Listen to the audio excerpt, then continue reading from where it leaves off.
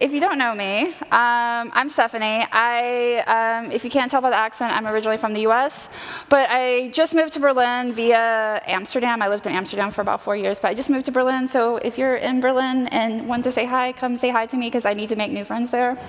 I just moved there because I got a job at Microsoft. I'm working on the To-Do app, and I really love front-end, CSS, React, accessibility. So if you want to talk about any of those things, or if you just want to come stare at me in LEDs and talk about LEDs, please feel free to say hi. And as you can probably tell, I really like to build fun things with LEDs. But I really didn't know that I liked to do this until recently. And as you can see, I've also, besides like the things I'm going to speak about today, I've also made a LED dog collar for my dog Wilbur. And even though like he has a straight poker face right there, he actually like really loves putting on this collar, because if you put on a rainbow collar and you go for a walk, like everyone wants to meet your dog, and he loves that attention. And I've only been working with hardware for the past year, so this is all like really new to me. And I only found out that I wanted to work with hardware after visiting an art museum. So this is the Stedelijk Museum. It's a modern art museum in Amsterdam. And I got inspired because I went to visit this, and I saw an exhibit by this artist named John Tingley. He's a Swiss artist. And he was really active in the 60s and 70s. And for him, art is not about standing in a sterile white space and distantly gazing at a silent painting. Art is meant to be playful. It's meant to be interactive. He would build these large and small installations that could be triggered by a viewer. So the viewer's experience was actually integrated into the overall effect of the art piece. And it was meant to intentionally blur this line between who was actually the artist and who was actually the viewer, because the viewer was becoming the artist by interacting with the piece. So he would make pieces like this one that's shown that the viewer is invited to pick up a pen or a pencil and actually put it into the installation, and then they can trigger with a button, or and it would actually create its own work of art. And so it was no longer about just watching a process. The viewer, by choosing the drawing tool, actually played a role in creating an entirely new and unique piece of art. And while I was at the exhibit, I saw this quote that really it really stuck out to me. It says, "I wanted something ephemeral that would pass like a falling star. The work just had to transpire, make people dream and talk, and that would be all." And this really spoke to me. I really like this idea of art that's just a temporary experience that just connects people for a very short time, and then it's over. And it's just meant to bring joy and just inspire for a really short amount of time.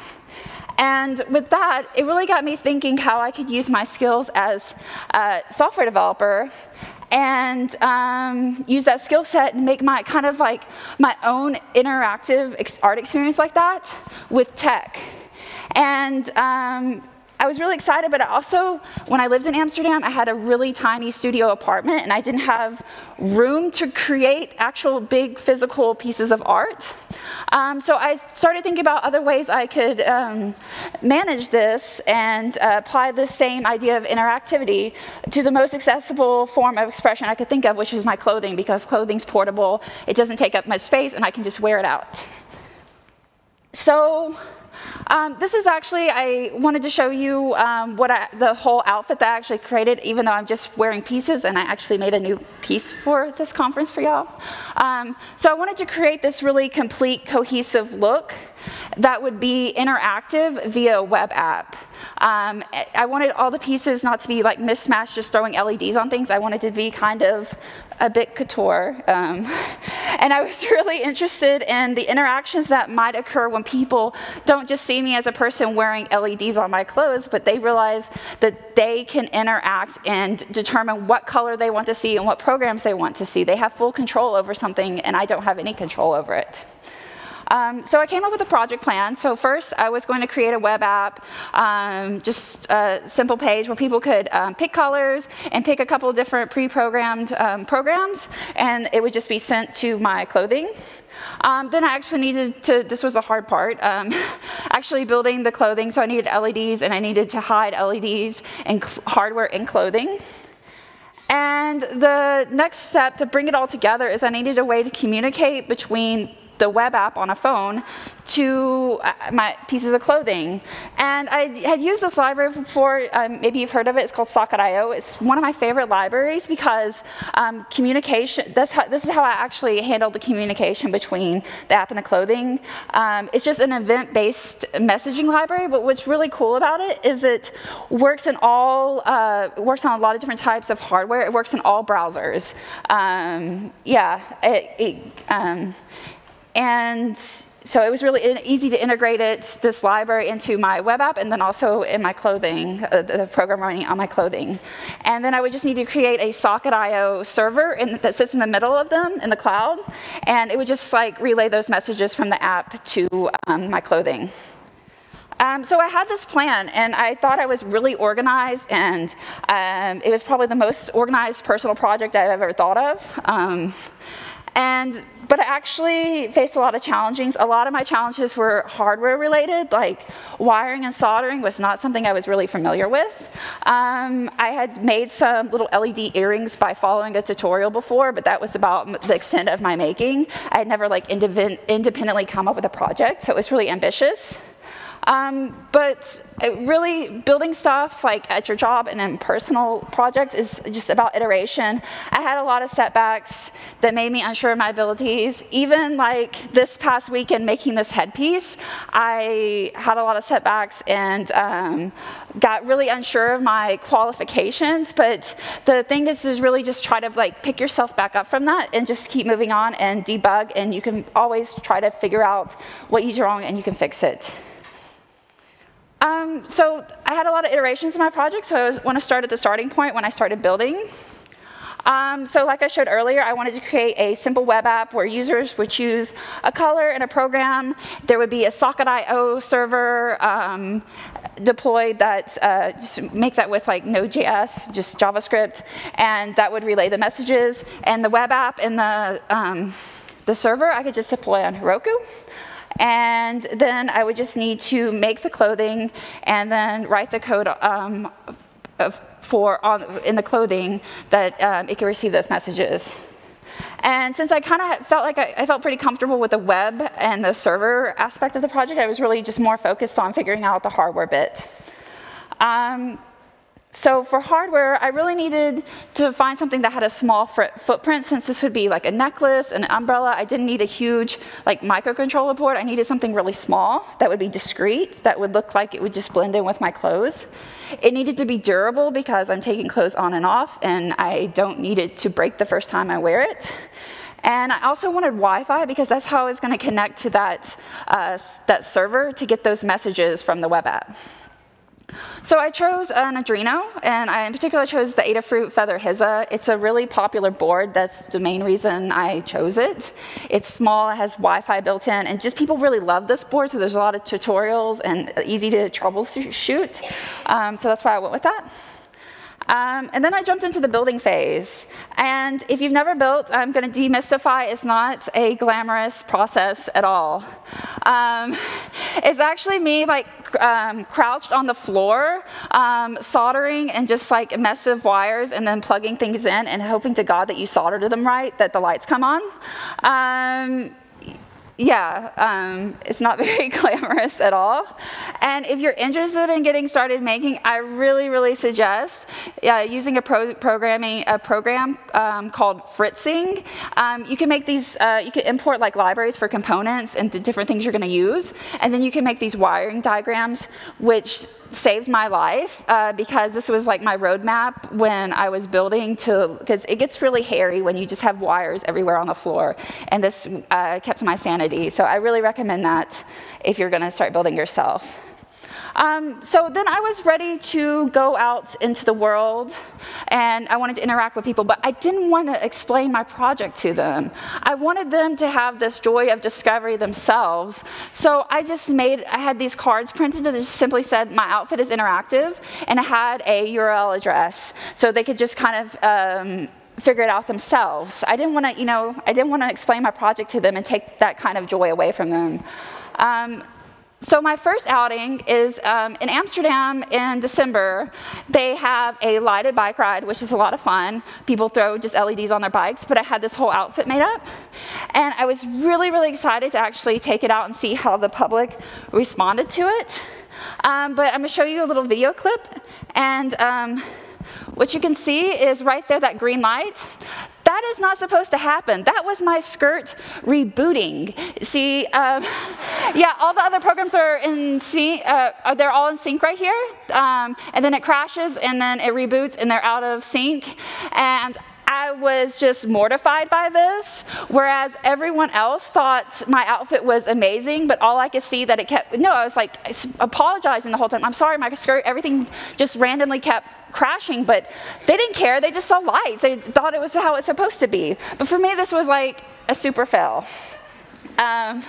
So I was really embarrassed, and I was disappointed, and I had spent a couple weeks making this, so I was just disappointed. But like I said, it's about iterations. So after I got over myself, I decided I needed to find out how to make it crashless, to figure out what was actually going wrong. And so lucky for me, the microcontroller I picked actually has a few bells and whistles, and one of those is that when you plug it into your computer, I can actually see like the console log. So I did what a kind of bad habit I do in JavaScript, is also just putting like console logs to see like where things were at and where it might be breaking. And as you can maybe see, is that it kept getting disconnected and reconnected, and that's why it was crashing and restarting the program. Like, it wasn't keeping, it was having trouble having a steady connection to that socket.io server to get the messages, so it kept crashing.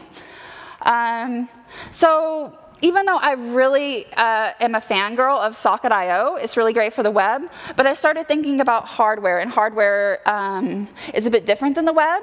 And socket.io is really made for web applications that communicate HTTP, and it's geared for browsers, but I really didn't need that overhead because I'm just communicating directly to this microcontroller.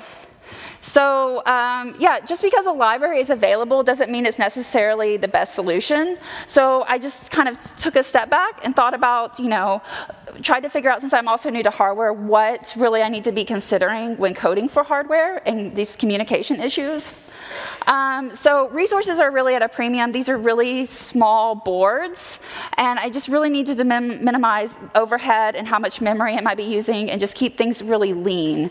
And because it wasn't communicating between a browser and a server, for my hardware, because it doesn't have a browser, I didn't need the extra overhead that is needed for HTTP. And what I mean by that is HTTP, when you send messages, you're actually sending messages to how the protocol works.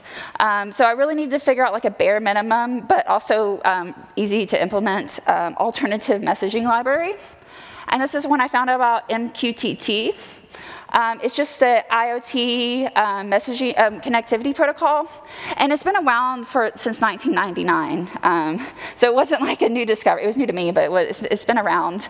It was developed when engineers needed a solution that would allow for minimal battery loss and minimal bandwidth when connecting sensors over these really flaky satellite connections in rural Africa. And I could give a whole talk about MQTT, but I just really want to highlight the things that stood out to me that were really awesome. So it's based on this publish, subscribe architecture. And what that means is there's clients like my web app and my clothing, and then there's a broker. So that kind of has like a server in the middle, but it's called a broker. So clients connect to that broker, and that broker determines when messages get sent to other devices.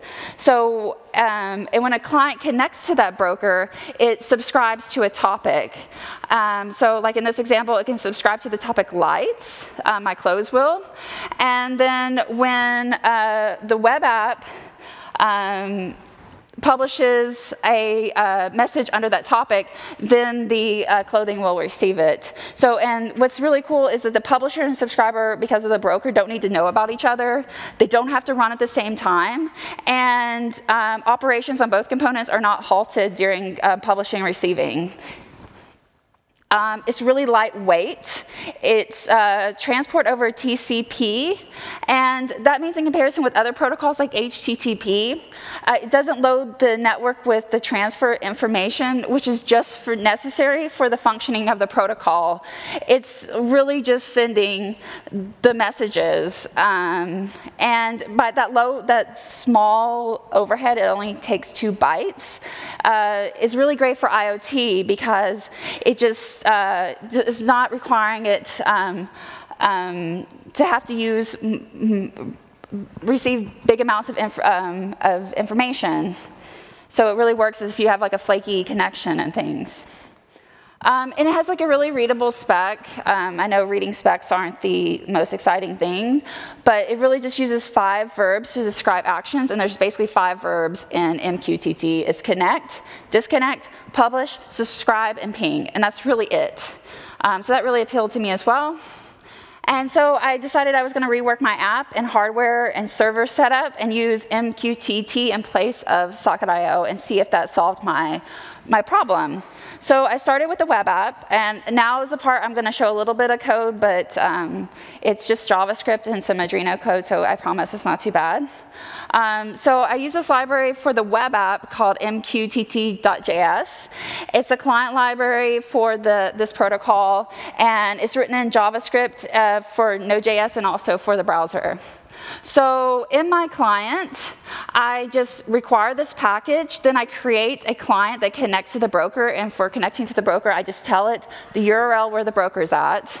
It doesn't need to know more than that. Then I just, in this example, it's like a browser example, so I have like a button on the DOM called, it's just an element called rainbow button, and I just add a click listener, so whenever rainbow button is clicked, it knows to send event with the message rainbow.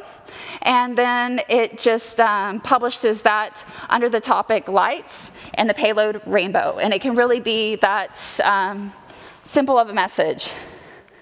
Then I needed to set up the Arduino clients, and even though it's Arduino, it's a pretty similar process. Arduino code is just kind of like C++ code. So in Arduino, you have a setup, which just sets up the things at the beginning when the Arduino boots up what it needs to do, and then it's just running a loop the whole time. So just in the setup, I tell it where that broker is it needs to connect to. Then I also, because this is in my clothing, I wanted to describe to a topic.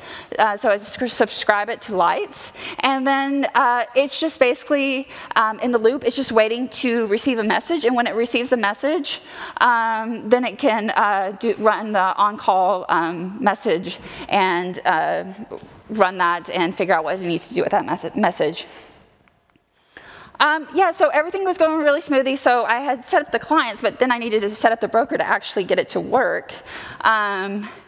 And then I just want to remind you that I had everything deployed on Heroku because I'm not that great at like DevOps and deployment and things, but I use Heroku just because it has a really great CLI tool and it's really, really easy to use for someone like me that doesn't really want to mess around and spend too much time on DevOps. But that comes with some limitations, and that limitation is for MQTT protocol, I needed access to a port. I need access to port 1883. And Heroku, to make things simpler, it just doesn't give you access to individual ports. So I couldn't have my broker on Heroku. But I was also not ready to leave and to another service because I had everything set up there. So I looked into like if there was external MQTT broker services, and there are some from like Adafruit and other companies. But the one I settled on was this one in Europe called Shifter.io, and it's just IoT prototyping platform. It's free. It's easy to set up. You just sign up. You get like a token and a key and a name, and you can use that. And with some services, they limit how many messages you can like send and receive per minute. And this was like, it didn't have a lot of documentation, but it seemed to be not limited at all. So I decided to go with that. And woohoo! Everything worked really great. I was not having those like disconnect and reconnect problems anymore. But there was a problem. I was relying on the Shifter.io service. It was a small external broker service, and that really wasn't optimal for me because I didn't know really anything about it, and I couldn't find information that wasn't very. They didn't have a big presence on like Twitter or things, and it just seemed really, I just really didn't like depending on something I didn't know things about. So as you can guess, I did another iteration, and I built my own MQTT broker. So I actually decided to move from Heroku to DigitalOcean. It wasn't that big of a deal. There were some difficulties, but I figured it out, and yeah, it really wasn't that big of a deal. And to implement this, I used this library called 80s. It's written in JavaScript. And the reason I chose this library is that I liked that I could make my server for my web app, and I could just embed the broker in that, so it'd all just be in this one nice server that I can use. I didn't have to have like two to handle the MQTT and then also run my website. Yeah, so to implement the broker, it just created an Express app. I used the require and use the 80s library. I created an MQTT server for those connections coming in on that port 1883. And I make an HTTP server that handles like the web traffic coming to the web app at port 8080. And then those are just listening on those. And then at the bottom is a special line. And I could just create over WebSockets, I create another server, and then I just include my HTTP server, so it'll just handle those MQTT requests coming in and my web server over WebSockets. And I was ecstatic, like everything worked. I built this whole thing, and side note, I work at Microsoft now, so I feel like I can use this as much as I want now. And I will. So I was just really ecstatic because I don't really like doing DevOps. So I did it, and I was really, really excited. But I really wanted to make all this stuff, and I have to look down because I have to make sure, like before I save this, that everything is still working. I wanted to make it bulletproof. So to do that, I decided to upgrade all the microcontrollers. I didn't have to do this, but I wanted to make sure that that would not be a limitation for me. So I switched to this Adreno. It's the Feather M0 Wi-Fi, and what I like about it is it's got low power management. The main thing is it has a separate Wi-Fi module, so that means that the processor doesn't have to yield to the Wi-Fi core since it's a separate chip. The only problem is, that means that you get high-speed, reliable Wi-Fi. The only problem is it's twice the cost of Feather Hizzo. So to give you an idea, these cost about 35 euros. The Feather Hizzo were about 18. But still, that was like the cost benefit was worth it for me. So it's demo time. Some people already know the URL, but now you have it. So please go to flashylights.nl and you can play with my outfit. So it's flashylights.nl, so go check this out. And I'm going to flip this slide. And just while the URL is still there. So I just want to leave you with like my final takeaway that even though I'm up on stage, I'm a huge introvert, and I usually don't like to attract attention to myself. And it is a really weird experiment to do as an introvert. But it was really just an experiment too for me, not me. I was kind of experimenting on people, but it's also an experiment for me that really pushed me to deal with my reactions to those interactions. And it was just a lot of fun to use tech in a more non-traditional way, and I think I succeeded in bringing a little bit of joy and surprise and happiness temporarily to people's lives. Thank you.